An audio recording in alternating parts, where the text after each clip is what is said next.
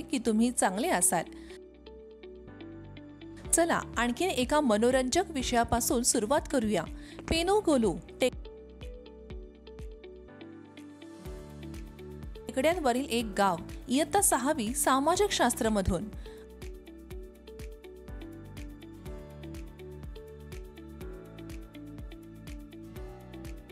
अध्ययन निष्पत्ती. तुम्ही हे करू शकाल. टेकड्यांवर वसलेल्या पेनुगोलू गावाबद्दल समजून घ्या. पोडू म्हणजे काय ते समजून घ्या. पेनुगोलू टेकड्यांवर राहणाऱ्या लोकांची जीवनशैली.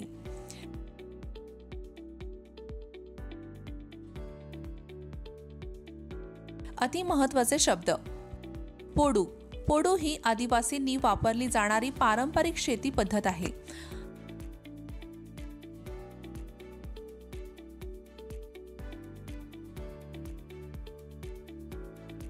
हा स्थलांतरित शेतीचा एक प्रकार आहे.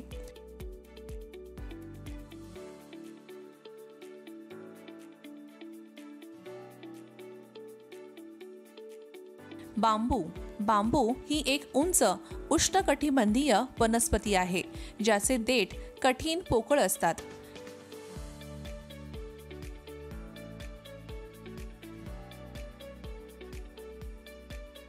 Kitchen garden. घरातील एक बाग ज्यामध्ये भाज्या, औषधी वनस्पती आणि फळे उगवली जातात.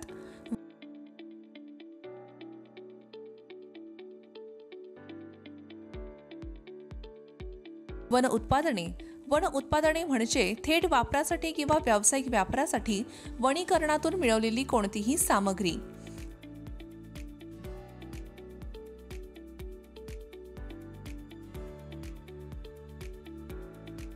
संकल्पना नकाशा तपासा.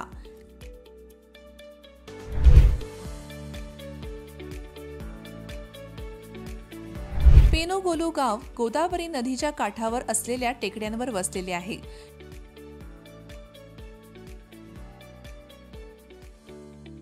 येथे राहणाऱ्या समुदायाला कोया म्हणतात.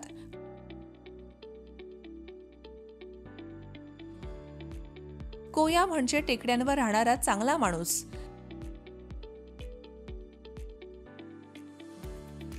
ते कोया भाषा बोलतात आणि हा समुदाय टेकड्यांवर पसरलेला आहे आणि त्यांच्या सभोवतालच्या ओडिशा, छत्तीसगड आणि आंध्र प्रदेश यांसारख्या राज्यांमध्ये पसरलेला आहे.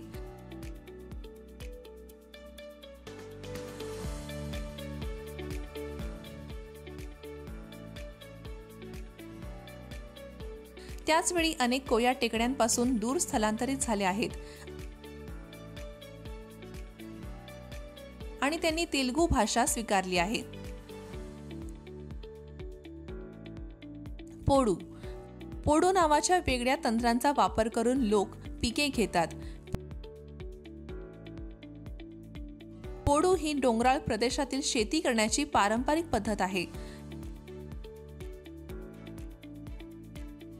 याला शिफ्टिंग ॲग्रिकल्चर, स्थलांतरित शेती किंवा जुहूम कल्टिवेशन म्हणतात.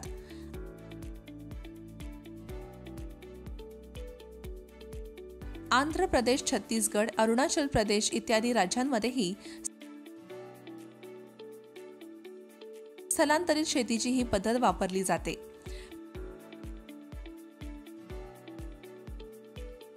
प्रत्येक गावात एक विशिष्ट क्षेत्र आणि टेकडी असते जी ते शेतीसाठी वापरू शकतात.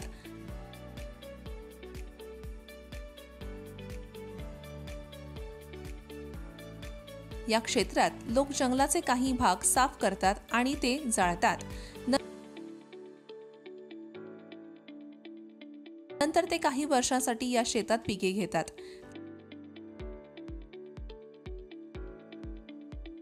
त्यानंतर ते जमिनीचा तो भाग सोडून जंगल पुन्हा वाढू देतात.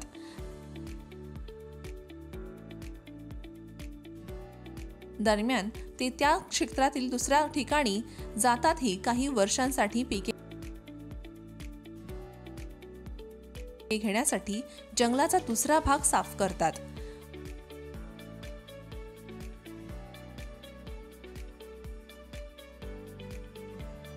अशा प्रकारे त्यांची शेती दर काही वर्षांनी हलत राहते आणि ते अनेक वर्षांनी या जमिनीवर परततात।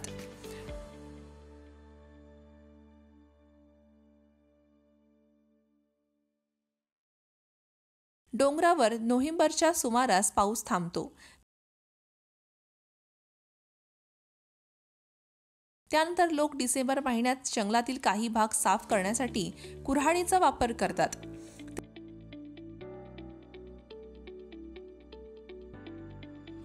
ते लाकडाचा ओंडक्यांचा तिथेच पडलेले ठेवतात आणि काही महिने शेतात सुकवतात।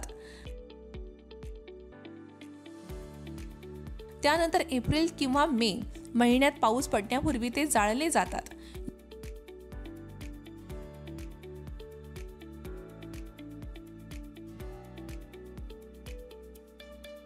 जेव्हा पावसाळा सुरू होतो तेव्हा जमीन त्या राखेने झाकली जाते।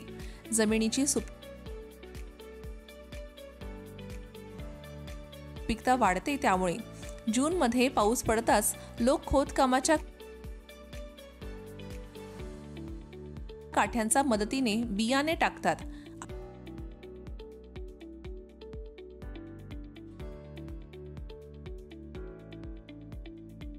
अशा प्रकारे ते जमिनीवर पसरून अनेक पिकांचे बियाणे एकत्र पेरतात।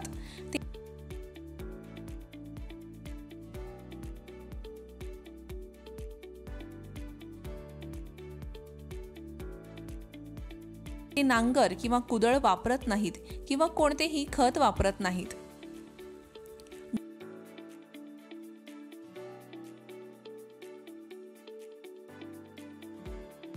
डोंगर उतारावर नांगर न वापरण्याचे एक कारण म्हणजे यामुळे माती खूप मोकळी होते।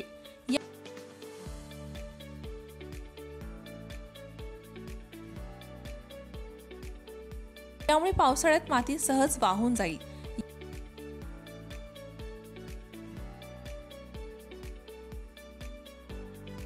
यामुळे शेत नापीक होईल, सुपीकता कमी होईल।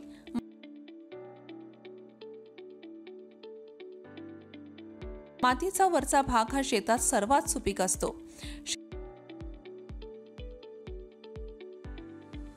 शेतकऱ्यांना राख आणि मृत पाणी जमिनीवरच राहावीत आणि ती वाहून जाऊ नयेत असे वाटते।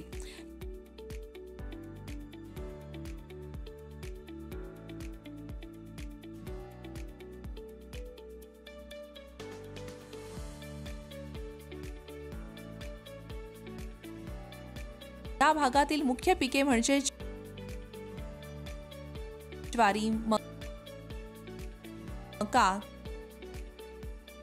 कंद,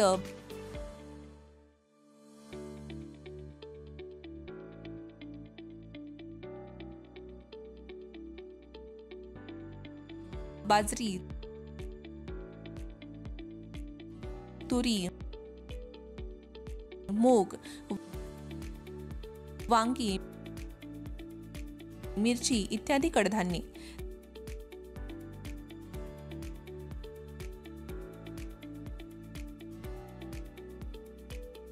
ते कोणत्याही सिंचनाशिवाय सिंचनाविना मिश्र पिके घेतात। एकूण उत्पादन त्यांना साधारणपणे 6 महिने पुरेसे अन्न पुरवते।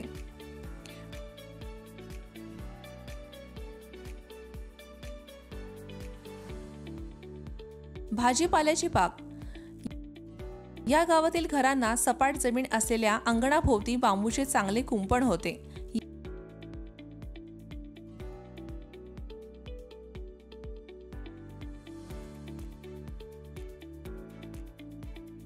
या अंगणात लहान स्वयंपाकघर बागेसाठी जागा होती।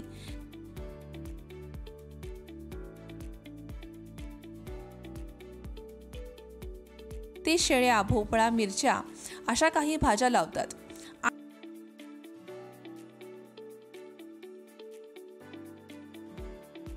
आणि कुंपणात भोपळ्यांसारखी वेली असतात।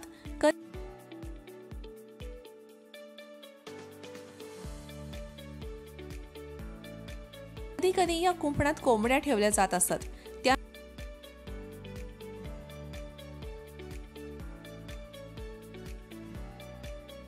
त्यांपैकी काही लोक शेळ्या, मेंढ्या, गुरेढोरे आणि कुत्री पाळत असत।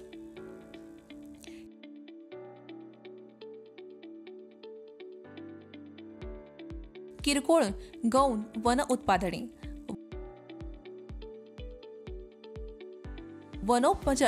वनोपजांचे वनसंपदांचे संकलन आणि शिकार त्यांच्या उपजीविकेत महत्त्वाची भूमिका बजावते. वन हे एक मोठे भांडार आहे आणि गेल्या काही वर्षात लोकांनी उपलब्ध असलेले सर्व विविध खाद्यपदार्थ आणि औषधांचे स्रोत ओळखले आहेत.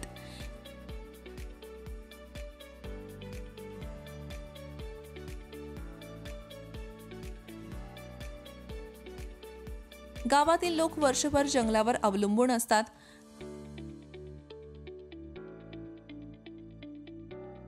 कापणी दरम्यान आणि नंतर काही महिने वगळता आदिवासी महिला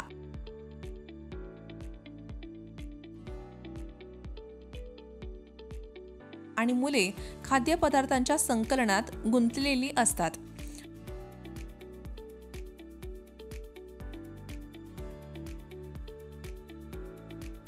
दोन महत्त्वाच्या वनसंपदा वनोपज म्हणजे ते झाडापासून मध गोळा करतात.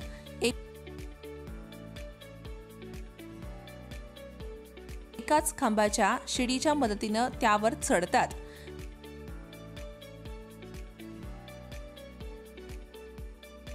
बांबूच्या झुडपांच्या टोकांपासून कारी कोबोलू नावाचे कोवळे बांबूचे कोंब गोळा केले जातात.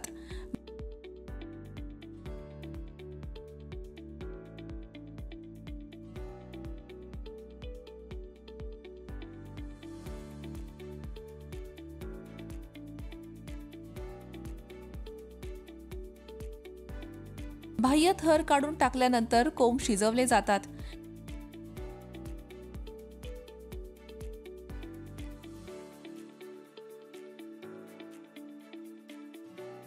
शेतीसाठी अन्नाचा आणखीन एक महत्त्वाचा स्रोत म्हणजे खजुरीच्या झाडांचा रस.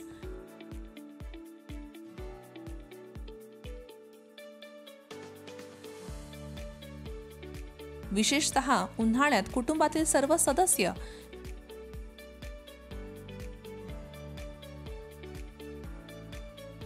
जंगलातील शेतात एकत्र काम करतात आणि शिकार करतात. महुआ सारख्या काही वनोपजांची विक्री आठवड्याच्या बाजारात देखील केली जाते.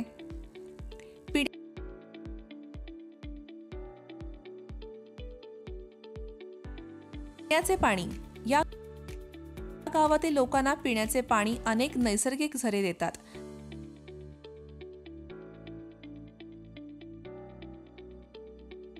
नंतर काही ओढे डोंगरामधून वाहतात आणि नंतर गोदावरी सारख्या नद्यांना मिळतात.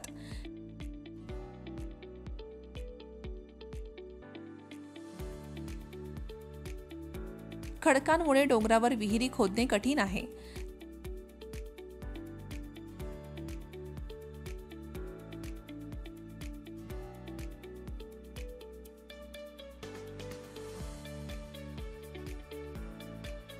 झऱ्यांमधील पाणी वर्षभर टिकते.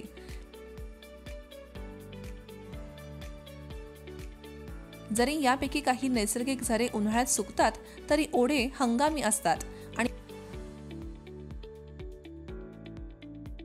पाऊस पडल्यानंतर काही महिने टिकतात.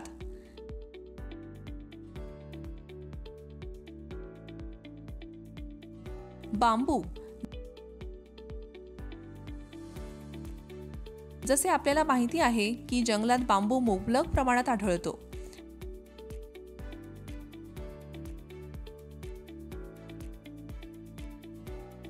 बांबूचा वापर घरे बांधण्यासाठी, कुंपण इत्यादींसाठी केला जातो.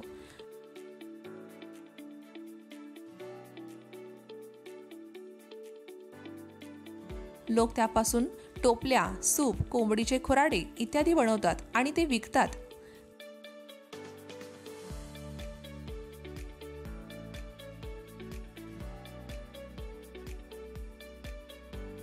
कागद गिरण्यांना जंगलातून बांबू गोळा करण्याचा अधिकार देखील आहे.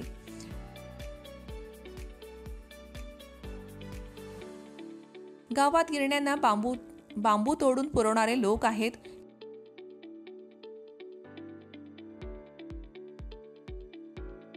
यामुळे त्यांना काही कमाईच्या संधी मिळतात. घरे आणि निवासस्थान. पेनुगोलूमध्ये घरे बहुतेक माती, बांबू आणि गवतापासून बांधलेली आहेत.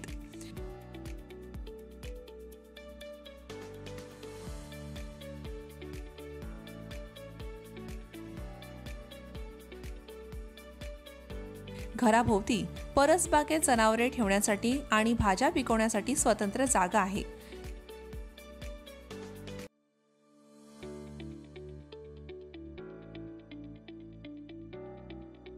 या पिकांचे आणि प्राण्यांचे संरक्षण करण्यासाठी घराभोवती कुंपण आहे.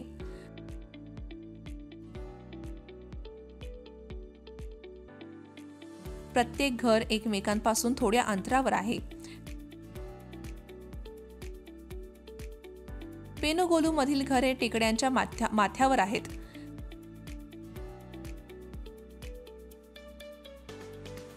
त्यांची लोकसंख्या खूपच कमी आहे. या वस्त्या कायमस्वरूपी नाहीत.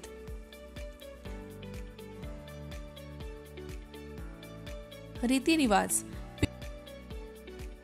पेनुगोलूमधील आदिवासी लोक निसर्गाच्या देवतांची पूजा करतात. ऋतूतील बदलांनुसार हे सण येतात.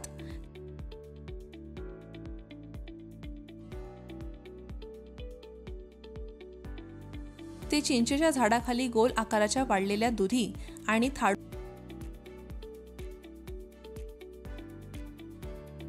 दोरखंड रस्सी देखील पूजा करतात.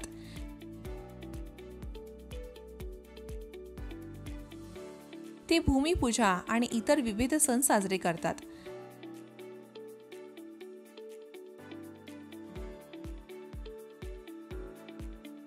त्यांच्या देवाला भाज्या अर्पण करतात आणि नंतर त्या खातात. पेरणी, कापणी, जंगलातून फळे गोळा करणे इत्यादी सर्व प्रमुख कामे या सणानंतर सुरू होतात.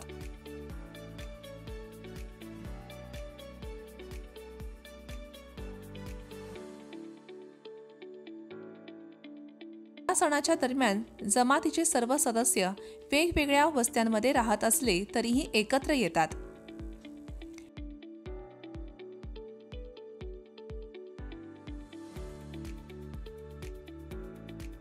कोया लोकांचे भविष्य. जरी डोंगराळ जमाती खूप कमी असल्या तरी ते प्राचीन काळापासून जीवनशैलीचे पालन करत आहेत.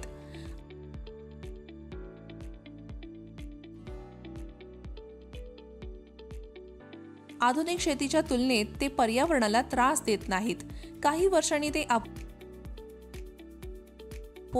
पुनरुज्जीवित पर्यावरण घटक असे जमीन झरे होतात.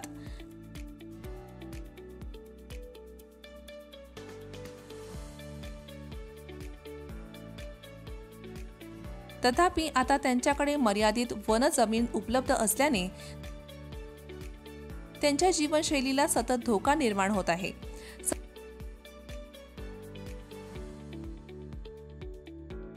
सतत झाडे तोडल्यामुळे आणि मोठ्या प्रमाणात बांबूच्या अतिरेकी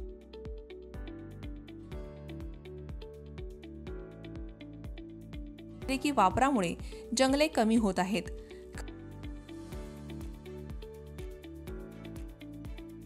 खरं तर बऱ्याच काळापासून आदिवासी लोकांचे जीवनमान वारंवार धोक्यात आले आहे.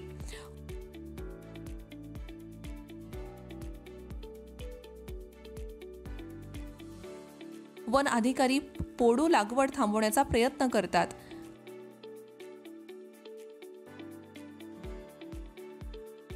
आदिवासी लोकांना जंगलातील फळे आणि वन पर्यावरणाचे खूप जवळचे ज्ञान आहे.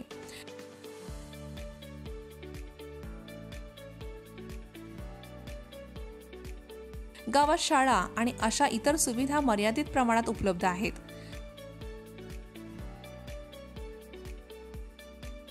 तर मला आशा आहे की तुम्ही सर्वांनी डोंगरावर कसे जगतात आणि त्यांचे जीवन सोपे करण्यासाठी ते कोणती जीवनशैली स्वीकारतात हे जाणून घेण्यासाठी एक सुंदर प्रवास केला असेल.